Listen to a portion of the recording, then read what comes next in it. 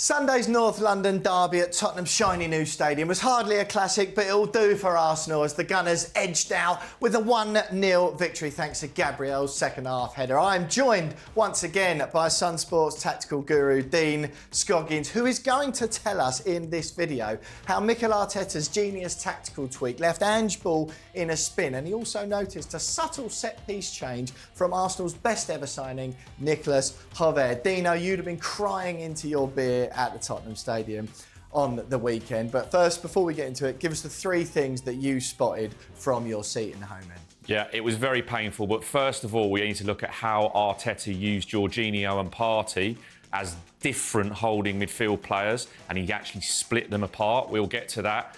The set-piece geniuses. We said beforehand that that's what Arsenal were going to do. Spurs actually did very well, but then there was one or two errors that they fell into. And then thirdly, we can talk about Gabriel versus Romero on that set-piece is all we like. But the work rate of Arsenal's wingers, especially Bukayo Saka and Martinelli before they were replaced, was absolutely astonishing for Arsenal.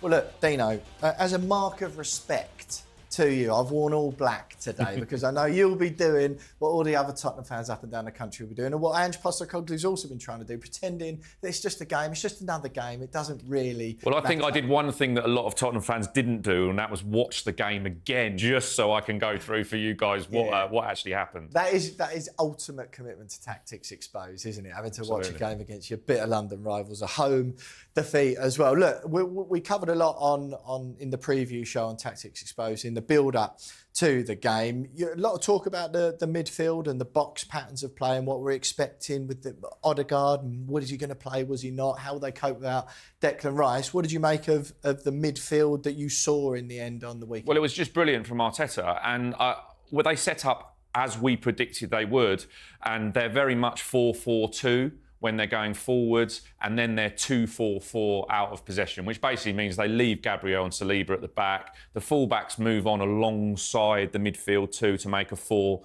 The wingers push on alongside the forward two to make a four going forwards. And in the first grab that we're going to show, you can see that Jorginho and Partey are very, very close together. But this was the tweak to stop Ange Ball. The tweak there, not just stop Ange Ball, stick a knife in Ange Ball, quite frankly. And it was deflating all over the place. But basically what they did, when they haven't got the ball in their own half, they didn't play really as a pair in front of Gabriel and Saliba. If you and I were playing together on a Sunday morning, obviously a lot lower standard than these boys, then we'd be saying, stay tight together, players are two. But they didn't. They split wide, which is really interesting. They wouldn't do that against a normal team. But because Spurs play a holding midfielder and then play two players ahead, and we talked again in the preview show about how they underlap, not overlap. So Maddison, this is Tottenham. So Maddison or Kulusevski or the fullbacks will go inside their winger to receive the ball trying there. Unlike Arsenal, who go round the outside. Tottenham do go round the outside a bit with Brennan Johnson on the right, but not so much. The Ange Ball tactic is corner of the area, target the fullback, get the fullback out so you can underlap. So Arsenal there split Jorginho and Partey apart, and they blocked that channel. And it was fascinating in the first 20 minutes to watch. And I've got to apologise to the blokes who have sat around me at the Tottenham Stadium who just heard me shouting tactical stuff for the first 40 minutes of the game. And what I was basically shouting was, get somebody in the number 10 position. Get somebody in that hole. Because Maddison was coming deep. Bentancur was coming deep. We talked in the previous show again about the Tottenham centre-backs getting too many touches. And the same thing happened again. And they didn't get anybody in that number 10 position. Kulusevski tried to get closer to Solanke, but they crowded him out. And then basically what that means is they leave Solanke 2v1 against the two monsters, the best centre-back pairing in the Premier League. Yeah. Well, you texted me mere minutes into the game, didn't you, and said Romero's already had his foot on the ball twice. And Arsenal, less than 40% possession, and they've beaten Tottenham. That's the second time in consecutive games that they've done that with such a low percentage stats, which obviously you wouldn't expect from Arsenal normally. But did you feel once again that Tottenham were restricted to having loads of the ball but never in dangerous areas? And was that because of the midfield pattern you're seeing? It was absolutely. And we knew, well, we said before, I predicted 65% possession for Tottenham. I think it was about 63.5, so I think I was pretty much spot on there. I think we'll give you the one. Yeah, I'll take that, I think. But the key, again, Romero and Van der Ven get lots of the ball. That's okay if they're then able to play that penetrating ball into a position. But because Partey has basically blocked Maddison one side and Jorginho has blocked Kulusevski the other side, you're effectively the only penetrative ball you've got is into Solanke's feet. And all right, Solanke in front of goal didn't have a great day, obviously, because he didn't score. But his work rate was fantastic. He held the ball up really well. And he gave Saliba especially and Gabriel in the second half a really good physical game. It was great. Yeah, absolutely. But it was 2v1. Yeah. And I'd fancy Saliba and Gabriel 2v1 against nearly anybody. One-on-one most of the time. Well, absolutely. And so, it was very, very frustrating.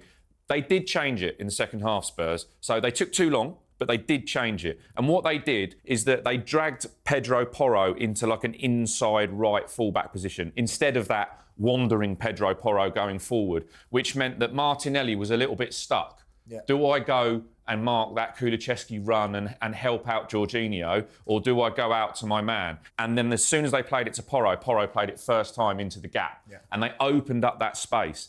And 10, 15 minutes into the second half, I thought, we're on here. Yeah. It's still 0-0. They've worked it out. Spurs are going to score. But then the set piece came. And what that meant is Arsenal are 1-0 up.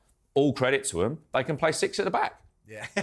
Then they did. And basically what happened after that was Saka and Martinelli dropped back, and we'll get back to them in a minute. But after that amazing header from Gabriel, and we'll get to the set pieces in a sec, they basically dropped in 6 at the back, as we'll see from another still here, and they nullified Spurs. Yeah. But if the game's 0-0, they probably don't drop back into that shape. And Spurs were starting to get some joy on that inside right channel with Kulusevski. Yeah, a little bit too slow, like you said there. It's one of those. I saw a tweet after the game just saying we're going to see Chelsea under Mourinho here 03-04 with Arsenal, where they're so good defensively, and you said, didn't you, that Arteta had Ange's number defensively wise, and they just back themselves to score either from open play or from a set piece. That is exactly what happened. Gabriel, it was amazing scene, especially if you're a Gooner. Huge celebrations. The game obviously means so much to both sets of supporters. We were wondering last week in the build up to the game on Tactics Exposed whether or not the omission of Rice, or not the omission, obviously his suspension, would affect Arsenal from set pieces. Ange Postecoglou after the game, coming out in a bit spiky fashion, saying, you lot are going to, as in the journalist, you lot are going to keep talking about set pieces as if I don't care about them, and peddling this agenda, words to that effect. But really, there is questions to be answered, isn't there? Arsenal are outstanding from set pieces. They've shown it yet again. Tottenham, not particularly good, but it wasn't quite as bleak from a set piece point of view from a Tottenham perspective. And to answer Ange there, we're going to keep talking about it. All the Tottenham fans are going to keep moaning about it, and every other team's going to keep targeting it until they fix it. Yep. And actually, they did okay. And we talked about the loss of Declan Rice, and they did okay up to the goal, I should say. But we talked about the loss of Declan Rice, and I actually thought that it wouldn't be as vital to Arsenal in open play as it would be from set pieces, and Jorginho did a great job in that defensive position. So moving on to the set pieces, they took some in-swingers from Trossard over on that side that weren't quite as effective as the Rice corners. But what Arsenal do is they park those huge, the monsters, as we've called them, at the back post. They are a big team. Yeah. They are a big, imposing team. But in previous games, and against Tottenham last year, we saw them put Ben White on the goalkeeper. We had the fiddling with the gloves and all of that sort of stuff. All great. The housery. Absolutely.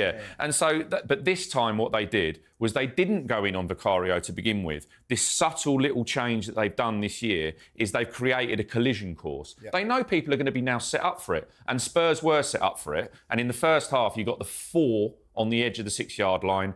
Basically, we're going to head it. If it comes to our zone, we're going to head it. But Arsenal, 9 times out of 10, put it either in the front post zone or the central section zone. So they're putting pressure on the 6-yard box. But what they did was they made Saliba and Ben White, instead of being in front or behind the goalkeeper, they made them run into that zone. Just as the hand goes up from the corner taker, into that zone, and it creates a collision. So therefore, I think Vicario has got to do better, don't get me wrong. But they've created this block in front of him where you've got to be a pretty brave and exceptionally large goalkeeper to go round or through that block.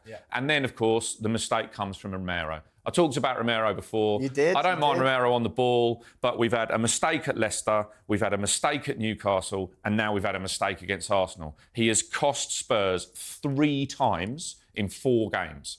And, you know, we can see him on the screen there screaming. Well, we were all screaming at him at the Tottenham Stadium again. You know, he's got to do one of 2 things on that corner. He's either got to get hold of Gabriel and stop him jumping, or when he gets the little shove in the back, it's not a foul. So right? what's just quickly before we get into that then, from your position, what is the mistake? For anyone who hasn't seen it or is not sure, what's the mistake? The mistake straight away is his body position. We talked about his body position when he wasn't ready to run against Newcastle. Facing the wrong direction. All of a sudden, Gabriel's looking at Romero and thinks, I've got him here. I've got him. Because Romero's not got his arms round him, for a start. They do that, OK, so that if you've got your arms round a player, you can see that if he touches my right arm, he's going that way. Yeah, sure. And if he touches my left arm, he's going that way, OK? So you're not actually touching them. You're just giving yourself a way that I know I'm going that way. So straight away, Romero's got himself sideways on, facing the ball, and Gabriel's got him already. Gabriel can see the number on his back. He knows that he can do him with a little 2-step. So that's the first mistake. The second mistake is when Gabriel sees that Romero is going to be under the ball, because he knows where the ball's going to go, because Saka's going to put it in the same place. He gives him a little nudge. So Romero's second thing is he's either not strong enough or he's got to fall over. Now, I know that's the foul. And by the foul. And I know that's not very fashionable, but Arsenal did it all afternoon. They slowed the game down. Fans would not have cared what was fashionable. No, absolutely. And the referee's in a really difficult position there because if he sees the arms go out and then Romero falls over, he's going to give a foul. We saw it with Thiago Silva and Harry Kane at Stamford Bridge a couple of years ago. It was a huge debating point where he barely touched him. But the referee's not there to judge how heavy the touch is. If he sees the arms go out and the player fall over, I think he gives a foul, but Romero does neither. He basically turns around afterwards and go, well, ref, give me a shove. Well, either go down, mate, or be stronger, one or the other. So, huge mistake. And actually, I feel a little sorry for Vicario. I feel very sorry for Van der Ven and Bentancur and Maddison, who actually did their jobs really well on that set piece. And Ange can talk all he likes about saying, you know, oh, we're not that concerned about them. They worked on it, and they got it right for much of the afternoon, but concentration goes, concede a goal, Arsenal go at 6 at the back, 1-0 to the Arsenal. Yeah, it feels a little bit like the polish has come off the altar of Ange that all Tottenham fans were worshipping at in the first few months of his tenure. But to take that approach to things like set pieces, I mean, we saw it with Manchester City, right, at the weekend, not from a set piece as such, but even the best teams find other ways of winning games of football. That Erling Haaland goal, long route one ball, wouldn't have been out of place in some of the Sunday League football that I play, okay? Just smashed out the goalkeeper's hand, straight down the middle, and it's the same thing. The best teams, including Manchester City and Arsenal, are elite at set pieces as well, aren't they? Defending and attacking. It's such a huge part of the game. Why do you think Postecoglou's taking that stance? Just briefly before we move on to the last tactical thing, what do you think it's part of the brand? Because it is an issue, regardless of what he says. Any Tottenham fan will tell you that.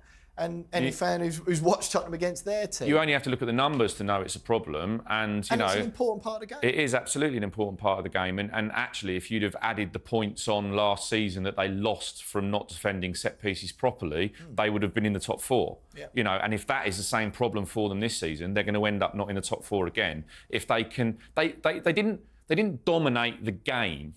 Okay, they dominated possession. but that's okay because Arsenal are so comfortable without the ball. Yep. But the game played out in pretty much the way that most people would have expected. Tottenham having most of the ball, Arsenal being quite comfortable. But as I said, there were areas in the game where Tottenham had Arsenal on the rack a little bit. There was a 10-minute spell from about 10 to 20 minutes where the Ange Ball philosophy of go, go, go, go, go was really evident, really great, brilliant to watch. And then the first 10, 15 minutes of the second half, the Gabriel goal was actually Arsenal's first effort on goal in the second half. So Spurs had made a tweak at half-time and it was working. But I think you're right. He's not going to accept that, it's his philosophy that is wrong. But again, if a defender like Romero keeps making those mistakes, it's going to cost them. And, was he tired from South American trip or whatever it was? But whatever that is, I genuinely think there's a big question mark whether Romero should be dropped for Dragusin next week with Van der Ven and Dragusin playing as a pair. Well, listen, one thing we spoke about last week, right? The Saka hijackers was the title of the segment on Tactic Exposed. Now, what did you see from the wingers of Arsenal at the weekend, but more importantly with how Tottenham dealt with that? Because as much as the sense is negative around Tottenham because they lost the game, there is also a feeling that says actually it was a bit of a stalemate and it was always going to be won by the odd goal. They were hardly outplayed or anything like that. No, in open play. One of the main areas is out wide. Yeah, and in open play, they cancelled each other out. And yeah, the Saka hijacker thing, they did do it, Spurs, but Saka didn't get an awful lot of the ball going forwards. Probably going forwards, it was as anonymous as I've seen him for quite a long time. That's not to downplay his performance because he was outstanding defensively. Was that because of what Tottenham Yeah, they did do it. And I thought it might be Mickey van der Ven who played that sort of role. The ghost defender. I thought it would be Mickey van der Ven. It was actually Maddison one side and Bentancur the other, who did a very, very disciplined job on if he steps in field, we're going to intercept him there. Yeah. And they did that. And there was an occasion right after half-time where Bentancur